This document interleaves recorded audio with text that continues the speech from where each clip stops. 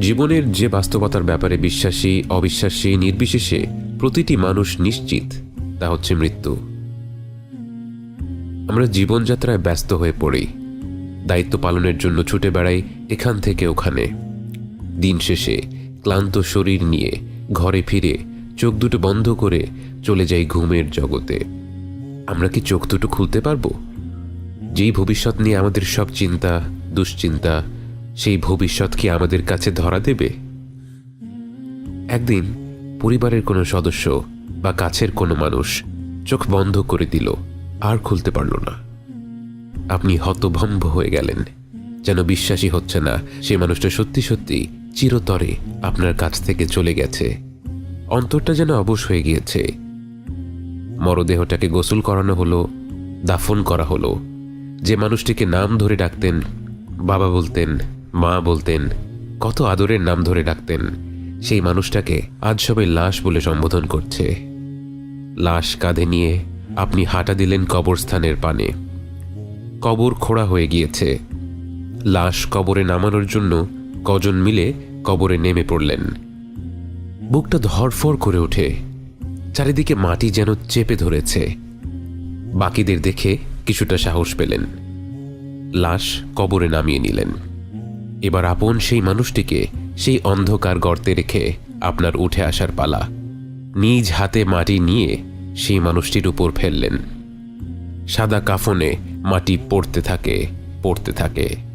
দেখতে দেখতে কবর ভরপুর হয়ে যায়। কারো কারো চোখে জল। আপনি সেখানে দাঁড়িয়ে আছেন, আপনার মুখ শুকিয়ে গেছে।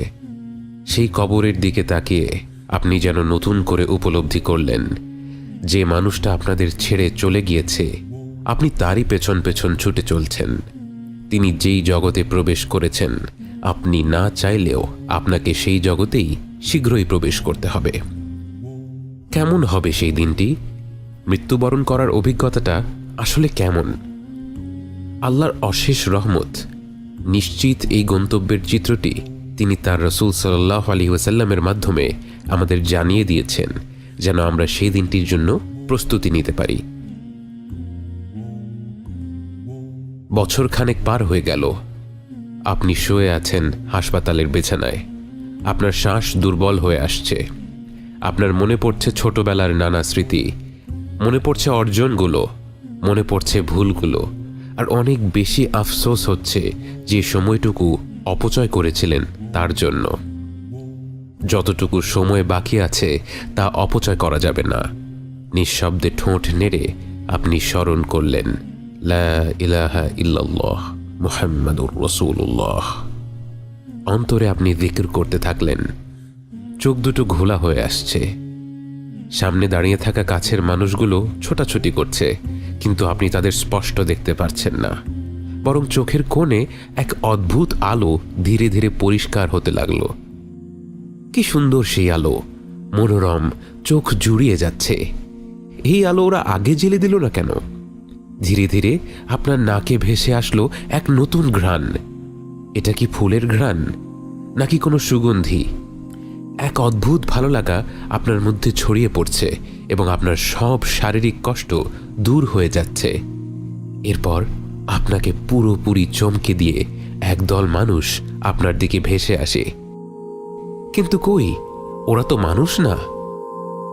তাদের মুখগুলো এত উজ্জ্বল যেন সূর্যকেও হার মানায়।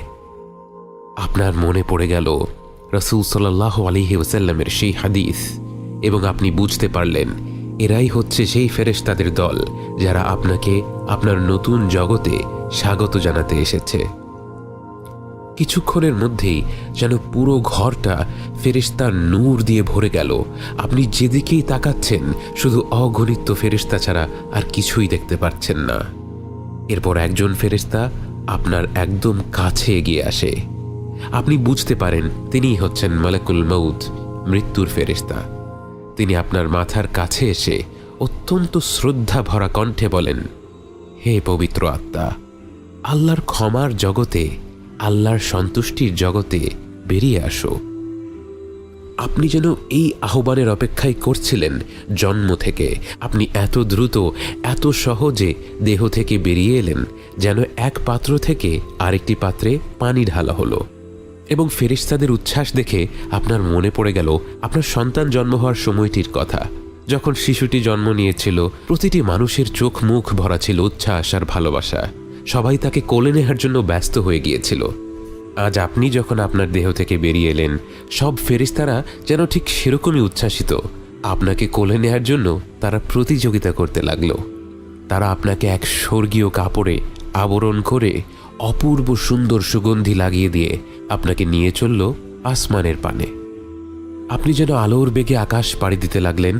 আপনাকে ঘিরে রয়েছে অগণিত ফেরেশতা। আকাশ দিয়ে ভ্রমণ করতে করতে আপনি বিভিন্ন ফেরেশতাদের দল পার হতে লাগলেন। প্রতিটি ফেরেশতাদের দল আপনার পরিচয় জানতে চাইল, আর আপনার আশেপাশে থাকা ফেরেশতারা আপনার নাম বলল। এবং সেই সাথে আপনাকে পৃথিবীতে যত ভালো ভালো নামে ডাকা হয়েছিল, সেই নামে তারা বাকিদের কাছে আপনাকে পরিচয় করিয়ে দিতে লাগলো। আপনি এমন সব দৃশ্য, এমন সব সৃষ্টি দেখতে লাগলেন যে আল্লাহর প্রশংসা ছাড়া আর কোনো কথাই আপনার মুখে আসছিল না। এই জগৎ এত প্রকাণ্ড, এত বিচিত্র। পৃথিবীতে থাকতে যেটাকে আপনি আধুনিক প্রযুক্তি ভেবেছিলেন, সেই আধুনিক প্রযুক্তি তো এ জগতের অনুপরিমাণ বাস্তবতাও কখনো তুলে ধরতে পারেনি। ভাষা হারিয়ে নিস্তব্ধ হয়ে আপনি সব দেখতে লাগলেন, এবং অবশেষে আপনাকে নিয়ে ফেরেশতারা পৌঁছে যায় সপ্তম আসমানের দ্বার প্রান্তে। এরপর আপনার অন্তর যেন কেঁপে উঠল, কারণ আপনি সারা জীবন যেই সত্তার কাছে আপনার মনের সব আকাঙ্ক্ষাগুলো বলে এসেছিলেন, যে সত্তা তার অসীম রহমত এবং ভালোবাসার মাধ্যমে আপনার সাথে কথা বলেছিল, আজ সেই মহান রব্বুল আলামিনের কণ্ঠ আপনি সরাসরি শুনতে পেলেন। এবং তিনি আপনার প্রশংসা করে অসীম মমতা ভরা কণ্ঠে বললেন, আমার আব্দের বই ইল্লিয়িনে উঠিয়ে রাখো আর তাকে পৃথিবীতে ফিরিয়ে নাও। আমি তাকে মাটি থেকে সৃষ্টি করেছি এবং তাকে মাটিতেই ফিরিয়ে দিচ্ছি, এবং একদিন তাকে আবারও সেই মাটি থেকেই বের করে আনব। আল্লাহর কণ্ঠ শুনে আপনার মতো পাপী বান্দার প্রতি তার যে দয়া এবং ভালোবাসা সুস্পষ্ট প্রকাশ পেল, তা শুনে আপনার পুরো সত্তা যেন অপার উল্লাসে আলোকিত হয়ে উঠল। ফেরেশতারা আপনাকে আবার পৃথিবীতে ফিরিয়ে নিতে লাগলো, কিন্তু আপনি যেন আপনার রবের সেই মায়া ভরা কণ্ঠ ছাড়া আর কিছু নিয়েই ভাবতে পারছেন না। অবশেষে আপনি ফিরে এলেন দুনিয়াতে এবং দেখলেন আপনার মরদেহ ততক্ষণে কবরে শুয়ে দেয়া হয়েছে। আপনাকেও সেই কবরেই ফিরিয়ে দেয়া হলো। আনন্দময় যাত্রা শেষে এবার কবরের জীবনের বাস্তবতা নিয়ে ভাবতে লাগলেন আপনি কতটা সৌভাগ্যবান, আপনার রব কতটা দয়াশীল, যার রহমত ছাড়া এমন আনন্দের অভিজ্ঞতা কখনোই সম্ভব হতো না। আপনার মনে পড়ে গেল আপনার হাবিব সাল্লাল্লাহু আলাইহি ওয়াসাল্লামের সেই হাদিসটি, এবং আপনার মনে পড়ে গেল আজ আপনি ঈমান নিয়ে মৃত্যুবরণ না করলে আপনার পরিণতি কেমন হতো। অবিশ্বাসী হয়ে মৃত্যুবরণ করলে আপনার কাছে মালাকুল মাউত এবং তার সাথীরা আসতো ভয়ঙ্কর রূপে। তাদের দেখা মাত্র আপনি তাদের থেকে দূরে পালিয়ে যেতে চাইতেন, কিন্তু পালানোর কোনো সুযোগ তখন থাকতো না। মালাকুল মাউত এগিয়ে আসতো আপনার কাছে এবং ঘৃণা ভরা কণ্ঠে বলতো, বের হয়ে আয় হে অশুভ আত্মা, এই অশুভ শরীর থেকে বের হয়ে আয়, তোর জন্য শাস্তি অপেক্ষা করছে। এবং এমন ভয়ানক কণ্ঠ হতো যে সে শাস্তির কথা না বললেও আপনার আত্মা বের হতে চাইতো না।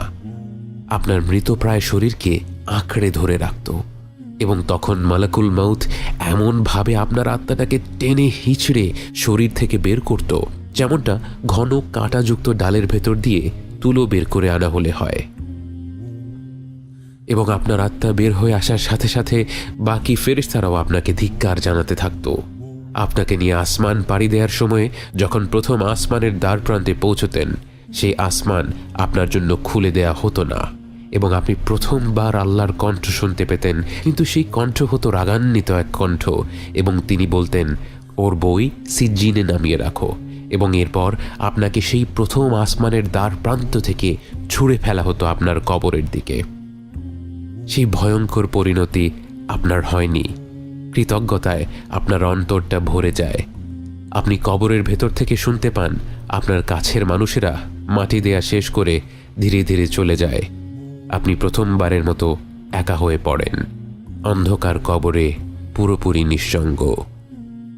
এবং তখনই আপনাকে উঠিয়ে বসানো হয় এবং আপনার সাথে সাক্ষাৎ করতে আসে দেখতে ভয়ঙ্কর দুজন ফেরেশতা।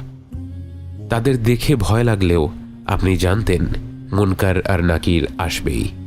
আপনি জানতেন এখন প্রশ্নোত্তরের পালা, এবং ঠিক মতো জবাব দিতে পারলে আপনার আর কোনো ভয় নেই।